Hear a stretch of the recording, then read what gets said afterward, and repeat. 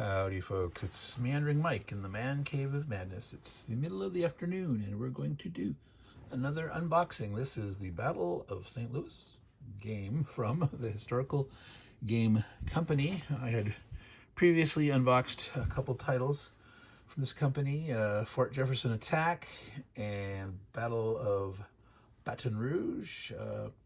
This is in the same series as those. There's also one I unboxed, the French and Indian War, which is a different system. But these are all printed by Blue Panther. The publisher is the Historical Game Company, but they use Blue Panther as a printer. Let's go ahead and get the shrink off here, and you can take a closer look. As usual, I've done a little bit of pre-slitting on the shrink wrap to make that a bit easier. Now, this is set in 1780, March or May, I think. May. At the same time that this is going on, there is a battle going on across the river. This is on the west bank of the Mississippi, and on the east bank, there's the fort at Cahokia. And there was a simultaneous attack against those two forts. Later in the year, was it August? I think August. There was an attack against Fort Jefferson, which was about 120 miles, 140 miles downriver, depending on as the crow flies or the canoe paddles or whatnot. That was near the mouth of the Ohio River, where that meets the Mississippi, 2 or 3 miles south of that. But I'll be doing a how to play and playthrough of Fort Jefferson Attack probably later this week or next week. But for now, let's go ahead and take a look at this one in the series, Battle of St. Louis game. So I'm gonna move this a little closer to prop this up, and is that, no, he doesn't wanna. Scully doesn't want to be. There we go. So here's a small portion of the map. It looks like it's going to be another one of those nice canvas maps. It does not mention that. Maybe got some glare there, sorry folks. Up here, just says an 11 by 17 game map. The standard thick counters will go very thick, very thick. Hard to, if you're a counter clipper, standard organ laminations, standard clipper, they don't fit. They fit in a deluxe clipper, but I'll tell you, they're so thick that they don't necessarily clip quite right unless you have a really, you sharpen yours frequently. And I found when I clipped one game that the little clippings actually kept sticking near the clipping area, and I had to every 1 or 2 corners I had to use a toothpick to clear them out. Normally the tiny clippings just sort of fall to the wayside. They maybe collect inside and you shake them out, and didn't have a problem. But with these thick Blue Panther counters, I decided not to clip them. Okay, so again, this is one of their standard systems. They usually have a deck of cards for each size. Usually it's about 8 to 10 cards. It's sort of a card-driven game, but not really. How many units you can move and attack each turn for each side are determined by the card, and there's some special events. So depending on the special event, you might get, lots of moves or no attacks, but some moves or whatnot. That adds a lot of flavor. Instead of, having something like a chit pull or different kind of activation, just a simple limitation where you can't necessarily move everyone every turn, which doesn't necessarily make sense for the period. But so these use of these cards, 1 per turn each side, drawing 1, helps control that. So it does say here that it's a low to moderate tactical complexity. I'd really say it's on the lower side. It's really not that difficult, but sometimes the rules in these are not as well written as they should be. There's a lot of historical chrome that's scattered throughout, that sometimes they're buried in various paragraphs of the combat procedure or in the retreat section or command, and sometimes they're in the special rules section, but like I said, they tend to be scattered about, and you have to really read them carefully and think about the important. You'll see that when I do my Fort Jefferson Attack play through and explain the rules. I'll gripe a little bit about the rules. Let's go ahead and open up the box. Get inside there. Scully wants to pay attention. He doesn't want to be looking the other way, acting as a... Okay. So here we are. These are the, like I said, the thick counters. Yeah, the registration looks fine on those. In this game, the back side just has the defensive value, because if you're disordered, you flip over to this side, you can't move, you can't attack, but you can still, defend, and that's their defensive value. These are color-coded, so on the American side, or sometimes you've got like Spanish units or American units fighting the British. These look like mostly Indians. At the Fort Jefferson, it was the Chickasaw. I'm not sure if it's the Chickasaw here. We will find out as we dig in farther. These are regular units, usually the Illinois regulars. So the actually in Illinois. Illinois was not a state. We're talking 1780. It was Illinois country up in the northern Mississippi part up here. FRB. Okay. I remember what this was from another game, and now I'm trying to... I can't recall exactly what the FRL stood for. It wasn't what I first imagined. These are fleeing citizens. You've got different kinds of artillery pieces. Somewhere in the rules, sometimes they call them cannons. Sometimes they call them artillery. The unit type, if you look here on the silhouette, says artillery. So some rules reference artillery. Some places they talk about cannons. The cannons are artillery pieces, and the rules apply to artillery or cannon are applying to these pieces. Infantry, fleeing citizens. So the white ones in this case are free black fighters. The pink, which are on the, so that's actually, so these are American, but this is Spanish. So these are fighting with the Spanish.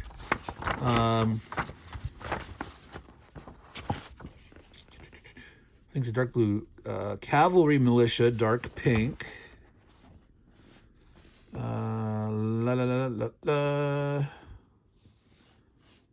Dark blue. Spanish units of infantry militia.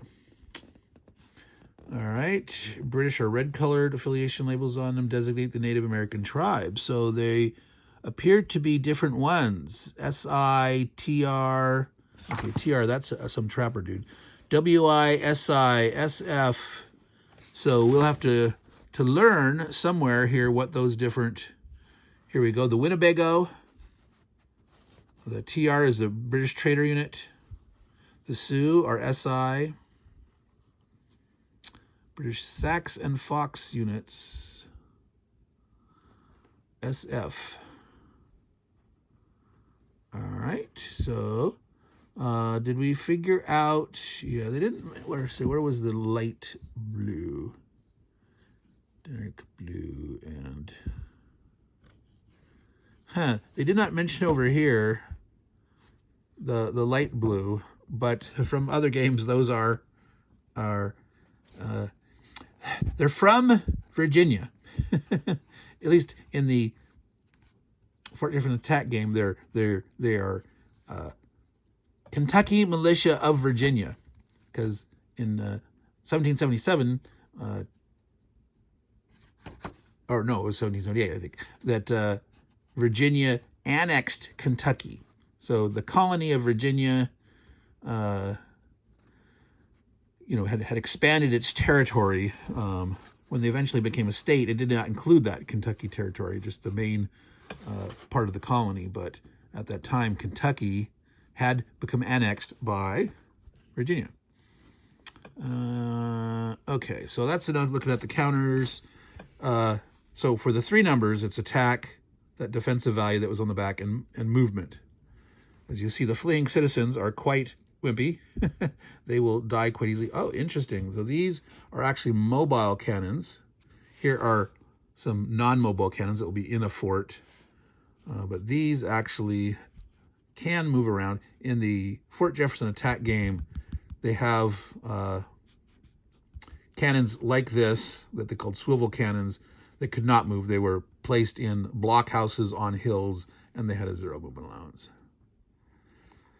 All right. Oh, yeah, so this is cavalry. So moving of 5. That's that militia cavalry. So before we look at the rules, let's show the map. Yes, it is one of these nice canvas maps. I know the canvas maps are more expensive. I'll tell you that I believe that this, the Historical Game Company, is subsidizing the price of the games. I don't know if they're making a profit at all. I don't know if they're just charging cost or maybe just $5 over or something.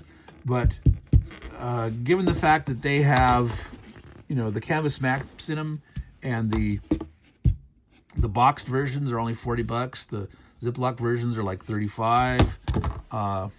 I think that they may be subsidizing. They got a nice die. They got some cards. So it's like, now that actually looks like maybe there's a few more blue cards than the red cards. So we'll find out. All right. So here's the Mississippi River. All right. So up that way is north. And so this is the Fort of St. Louis, right on the river. Some nice gun platforms. Governor's Mansion. Southern entrenchments. Fort San Carlos. So remember at this point we've got Spanish around. We've got down in like New Orleans, that was Spanish held at this time.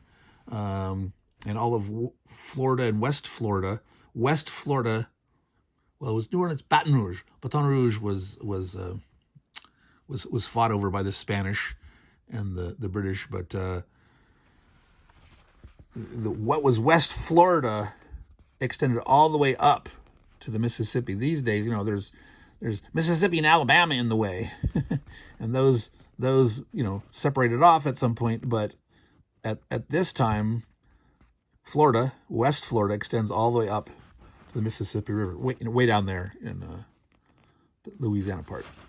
Okay, so these look like places where there's only 1, 2 of these fleeing citizen markers, but these look like fleeing citizen spots. Let's see what the yes, fleeing citizens. These are fields. So I don't know if there's considered to be one of these at each spot, and only if they move off from there or retreated or something do you put a marker on the board, but there might be considering one at each spot, or those might be just the spots where they can possibly set up at. All right, there are some entry type hexes. That red one here, red one up here, Road to St. Charles, Road to More Common Fields. So more of the same. I don't think that's the actual name of a spot. Maybe it is, but Road to St. Genevieve. There might be a place called Common Fields, but it says to More Common Fields. So I think that's just more of this, same up that way. Road to Florissant.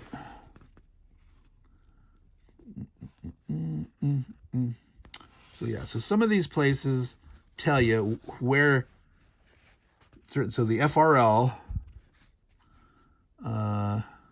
which was what again? Yes, Fixed Regiment of Louisiana. So those are the Spanish regulars that came from Louisiana. FRB, you can't see that. FRB, that's the Free Black Troops. Those are the Spanish regulars. These other guys were Spanish militia. So yeah, see, these guys have a 7 defense, and this is really good. Oh, it's interesting. These. There's one of the. It's a British aligned. He looks like a trapper dude. Yeah, trapper with a 7. Lang. Here's just a generic trapper dude, 6. About half the Indians have 6s, half have 5s. Well, in this case, maybe more than 6. The trappers only move 3, the Indians move 4. But here's a 7. Having 7 dudes can be really important. Yeah,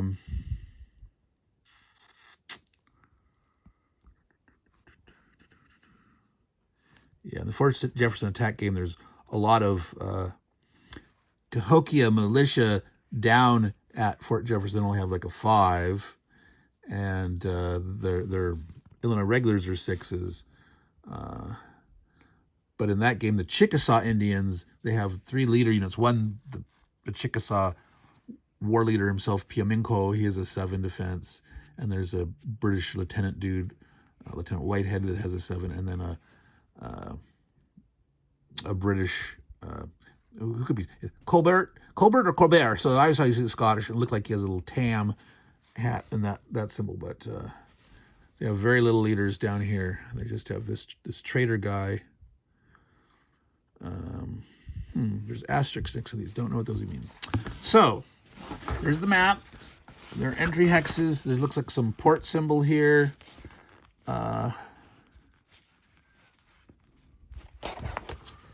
Entry symbols for the British and the Americans. So I guess they can get some reinforcements here. British Canadian fur traders are the TR guys, and the volunteers and British Indian Department officers, Winnebagos. Okay, the STG. That's this gun unit. That's St. Genevieve Militia. STL, St. Louis Militia. So, okay, so there's a mix. There's some St. Genevieve, some... Oh, St. Genevieve was that mentioned? Yes, so that's to the south. So they send some guys from, or will send some guys from St. Genevieve. That's some Illinois regulars. Not very many of the fixed regiment of Louisiana. But yeah, nice 7s. Oh! 3. Now, I've seen these cannons with 3 before, but I've never seen an infantry unit with a 3 strength. That dude is power. All right. So, let's take a quickie look. I'm looking to see if there's anything special in here. In the special rules. Governor's Mansion, the Lammy Barn, the church mounds, gun platforms, are considered building hexes for defensive purposes, which adds 1 to your fence. Shooting across the walls normally gives you a +2 defense, but it doesn't stack. So let's see. Yes, entrenchment, +2 to defender if attacked across. But if they've already penetrated and are inside, the buildings can still give you a +1. But if they're shooting into one of those across the wall, it's not +3. It's you take the best. Woods, full river, lake hexes are the same. Impassable, combat prohibited. There are no streams, no minor rivers. That's the problem in some of the rules. They talk about things like that aren't there. Like this has roads, but there's rules talking about roads in other games, but they're not there. Or they mention the streams or minor rivers, but instead there's creeks and they have crossing arrows. And so that's a problem with this game system. He really needs to have like a 4-page standard rules and then have 1 page for each individual. That's the exclusive rules for that. It's just like the old SPI, quad game format. He should adopt that format. And in fact, I'm going to talk to the dude. I'm going to offer my services for proofreading, because I'll tell you, the last game, Fort Jefferson attack that I poured through. Yeah, the rules are coming. Anyway, this is good. I'm not bashing on this game. I love these games. I love the atmosphere of them. I love the system is pretty simple. I've played the Fort Jefferson attack one before. And there were some issues about, well, how is this rule really interpreted? There's some conflicting or ambiguous stuff, but in general, it flows pretty smoothly. It works pretty well, and I'm sure I'm going to enjoy this. I just hope I don't have to fight with the rules for something like, well, what does this really mean? So let's take a look at those cards real quick. We'll call it short. We're at the 20-minute mark. I know a lot of you like shorter. Look at the cards. Let's see. Now I'm going to just peel these open. I'm not going to save these. I'm not going to slide them off because I use plastic bands again. I talk about that all the time. Don't use rubber bands. Never, ever use rubber bands. Rubber bands, not good. Rubber bands can leave marks on the side. They get old. They get brittle. They leave residue. All sorts of ugly stuff. Don't use rubber bands. Go ahead and get yourself some plastic bands. You can find them on Amazon. 4, 5, 6, 7, 8, 9, 10. So there are 10 there. This is like a printer's card. This this doesn't mean anything for gameplay. So yeah, it is. It's a standard 10 and 10. All right, so you're drawing one card at the beginning of your turn. And so here's the example. And again, it says Spanish units. That includes all their forces. It's the Spanish side, but they have, some American units on their side, etc. There was a couple of the Illinois regulars. So it tells you how many you can attack and move with. 5 and 4, 5 and 4, 3 and 2, 4 and 3, 5 and 3. So 3 and 3. So not a lot. So in the Cahokia game, sometimes not the Cahokia, the Fort Jefferson attack, the Chickasaw. Oh yeah, here we go. Here the Indians often like 10 move, 5. And they're calling them British units, but most of those guys are Indian. But the British side, 7 and 6, 8 and 6, 6 and 2, only 2. So NM, Native American. No Native American units may move within 3 hexes of the tower. Any Native American units within 3 hexes of the tower must move away. So House of Thunder. So something scared them. I'm like, whoa, boom, probably big cannon fire or something. And it's a bad omen or something. They back off. Langglade arrives. Okay, these are those guys with the asterisks. None the first time this card is played on each. So you draw one card a turn. When you get to the end, you shuffle these deck and get again. So once on turn 11 or greater, 11 through 20, you have a chance to draw that card again. And then, bump, these guys show up. So these reinforcements will show up somewhere between turn 11 and 20. Prisoners take priority. Oh, no attacks. The British player must move all moving units onto as many fleeing citizens. So they're trying to capture prisoners. Fleeing on hexes as possible or next to them if occupation cannot be accomplished. Sioux ferocity. All students add +1. Getting these bonuses is really important, especially when you're attacking, the highly, across the entrenchments and stuff. In the Fort Jefferson attack game, it's even more critical because the blockhouses that they have up on the hills, those things can ignore retreat results. They're still disordered if they're hit by what would be a retreat result, but you can't retreat them out of there, and it's really, really tough to defeat those blockhouses without getting bonuses, because the units that are in them have a 7 with a +2 bonus. It's a 9 defense, and so if you only have a +2 rolling a 6 and a die 8, you can't even match it. You need at least to have 1 extra bonus, or have a strength thinks unit, or do a combined attack, or a combination of all those. Winnebago units get to add 2. Oh my gosh, that is something to with. That's going to be so like. Knowing this might be in the deck, you might use your Winnebago as a reserve and wait until you get to this card and then boom, charge them up and try to, over the entrenchments and, hit the tower or whatnot. So that's an example of some of the flavor there. Let me show you real quick. We're almost in the 25-minute mark. Spanish, 263 units, add +1. Those are, okay. So those are okay, so half of the militia are 163, or some of them, not exactly half. There's 2 6-3s.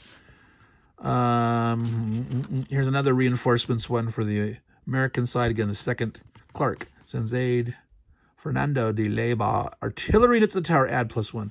Now, I'm not sure if in this game, but in the other one, there was a limitation artillery. If they're shooting alone at range, they cannot outright kill a unit unless it's already disordered. Normally in this game, you roll a die, you add your attack, you compare to the defense. If you're equal or greater by 1, you retreat them and disorder them. If you're 2 greater than their defense, you eliminate them outright. Well, with artillery, shooting at range by themselves, if you're doing a combined attack that includes artillery, you can still kill the guy. If they're at point blank range, close combat, if they're adjacent point blank, now that's the way I interpret the rule. Now, that's one of the things that I need clarification on, but it does say artillery firing alone at range. So in my mind, you're shooting 2 or more hexes away with your artillery, and you're just shooting that artillery. You cannot kill the dude outright unless he's already disordered. And I don't know if that's true in this game, this one. It may be true of all in this series or not. That's part of the problem. It's hard to tell what's the special rule or not, because not all the rules that are actually special are in the special rules section. Like the only game I've seen of these that has Creek in it is that Fort Jefferson attack, and there's some mention of Creek not in the special section. Let's see. There does continue to the other side. Normally, it was in the bottom of the combined attack. Artillery attacking alone as a ranged attack cannot eliminate non-disordered units. Boom. So that is still the case here in this one. All right, folks, that's Meandering Mike, Man Cave of Madness. We have taken a look at the Battle of St. Louis game. This is printed by Blue Panther, so standard Blue Panther components with a nice canvas map instead of a paper map. The thick counters, if you like them, you'll love these here. They do punch out pretty easy. The corners are pretty clean, so you can get away without clipping them. They do have tiny, tiny, tiny side nibs, but that you could almost just scrape with your fingernail or whatever to not have it be a problem. You got cards, you got a die, you got interesting history, stuff that people just don't normally know about. The American Revolution in the far western frontier, along the Mississippi, near the Ohio, etc. There's some really cool history there to learn and some fun games to play. So that is our unboxing of Battle of St. Louis game from the Historical Game Company. So again, you can order these. Some you can order from the publisher, like they have some stock in it, because they sell them at museums and stuff. But you can order through Blue Panther, and it's either $35 or $45. I think it's worth the box. Spending the extra $40 for a game like this with a canvas map is a great deal. So that's it for now, folks. Meandering Mike saying bye. All you good folks out there, take care and ciao.